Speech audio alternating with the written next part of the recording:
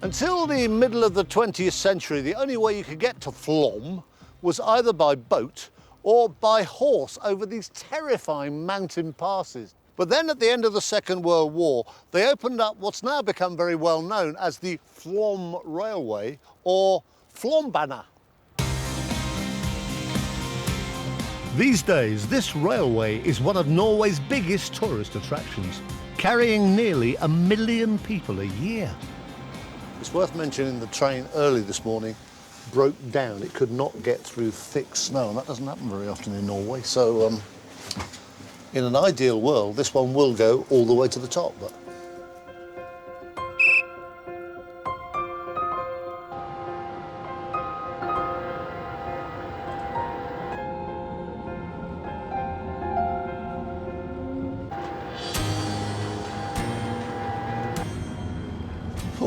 cut that fine. We're off.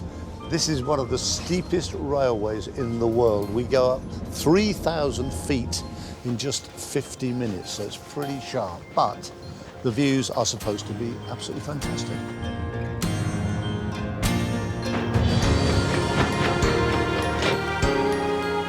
It's the perfect way to start my winter wonderland tour of Scandinavia. It's only going to get tougher from here. This is the first big snow of the winter here in Norway. Look at that valley. Just stunning. It's really quiet as well, like the train's just padding along in the snow. After a 50-year wait, construction of the Flåmsbanen began in 1924. But it was still underway when the Second World War broke out. It's only 12 miles, but now I've started to travel up this, you realise why it took such a long time to build. It must have been so tough.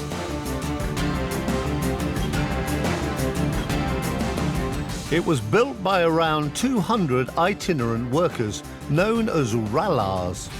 Just imagine building a railway through this. It's thick rock, all sorts of problems from avalanches, and also because they were just using very basic picks, shovels, lots of problems doing the actual work, but also because they were doing so much dynamite blasting, years later, many of them died from silicosis. Progress was slow.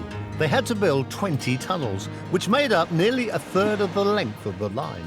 The whole community got involved, with local carriage owners transporting tourists by day and construction materials by night.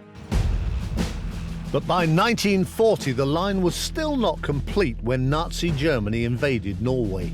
They wanted control of the North Sea coast and the strategically important fjords where warships and U-boats could hide and be resupplied. By summer 1940, the Germans had occupied the whole of Norway. But it turned out to be a good time for this particular railway because of its access to the fjords. So they trebled the workforce and got the railway completed in a matter of months. And they even made use of a local power source, the Kjosfossen waterfall.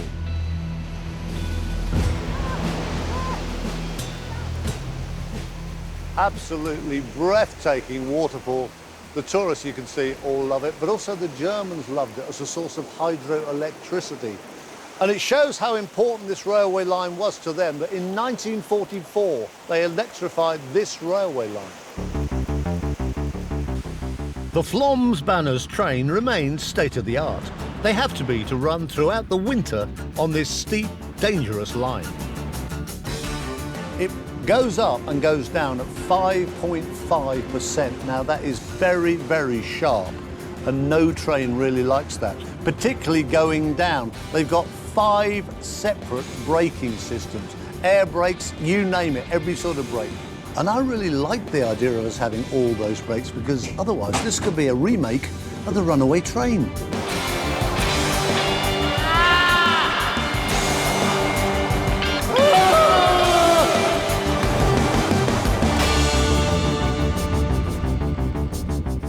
In reality, we've arrived at the top safe and sound.